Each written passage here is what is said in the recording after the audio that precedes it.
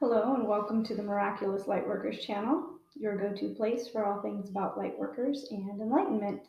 Today I'm going to be reading the October 7th entry from the Daily Meditations for Practicing the Course by Karen Casey.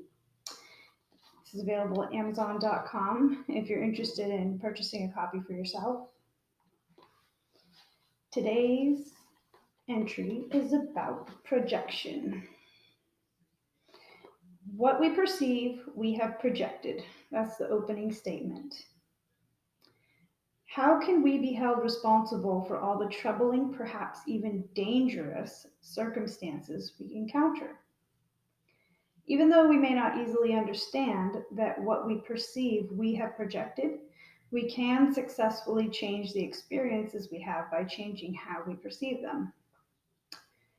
Then the change has to start with us, not with others. Within our minds, we author our lives. However they unfold, we must be held accountable. How can we best use this power? We no doubt have a history of bad experiences because of how we misuse the power. That doesn't have to be the picture of the future, though. What we see is decided by who we put in charge of seeing. If we designate the ego as our lookout, we'll often be on the receiving end of anger and attack. Let's choose again. The Holy Spirit is always in the wings. And the affirmation says, I will see joy today if I really want it. This is a concept that I have struggled with myself quite a lot because in the recent maybe decade or so, have come across a lot of these law of attraction kind of principles where you'll hear a lot of spiritual speakers and whatnot talking about how we are manifesting things into our own reality and that we're responsible for it. This is a really, really challenging concept to sort of get down to the root of it because on the surface we see a lot of things that appear to be completely outside of our ability to have any control over it. We're just encountering things in the world, and there's not a lot we can do about the world. But what we can do is perceive, make a choice for perception that's different. So, most of the time, what we're doing in our immediate sort of arena has to do with us trying to get ego validation. We want other people to affirm for us the image that we have for ourselves. And whatever we get sort of in the mirror, we like to judge, and it either validates us or invalidates us.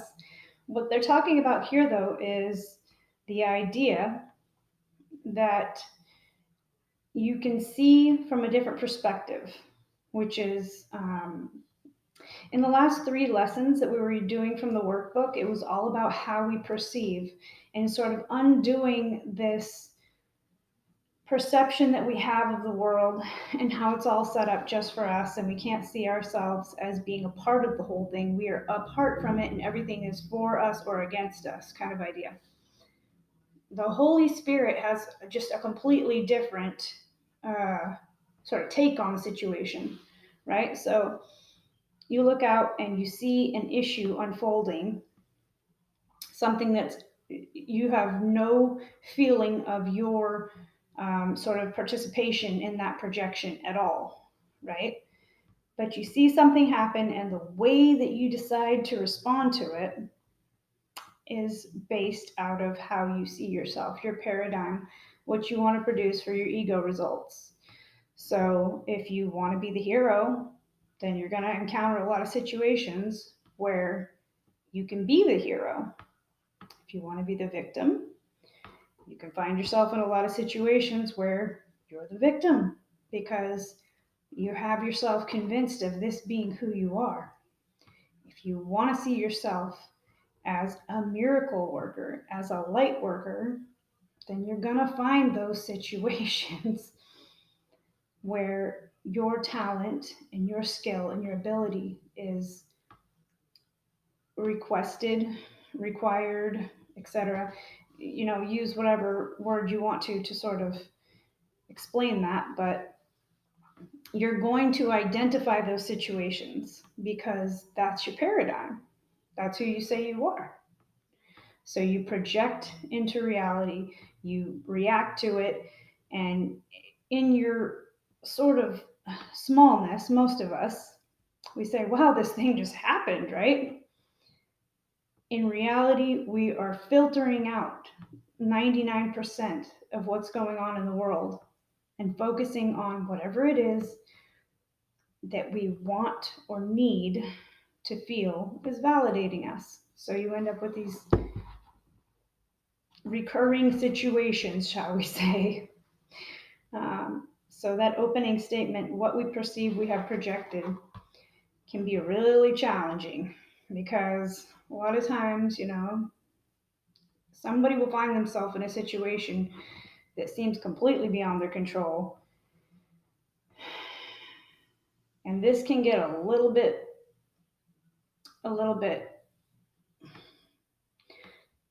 fuzzy, or it can get a little bit offensive. It can manifest in a lot of different ways. If you see yourself as somebody who likes to take responsibility for your situations and find a way to see whatever silver lining is on that cloud, I have a tendency to do this a lot, which is I can be in the middle of an intense storm, but in my mind, I'm going to find where the truth and the heart of that matter is, to find a way to see if I can glean any sort of lesson out of the situation and what part of it I'm responsible for. I'm sort of, like a soul investigator. I always want to figure out why people do what they do, this kind of thing, myself included. So I hope you enjoyed this reading from the daily meditations for practicing the course.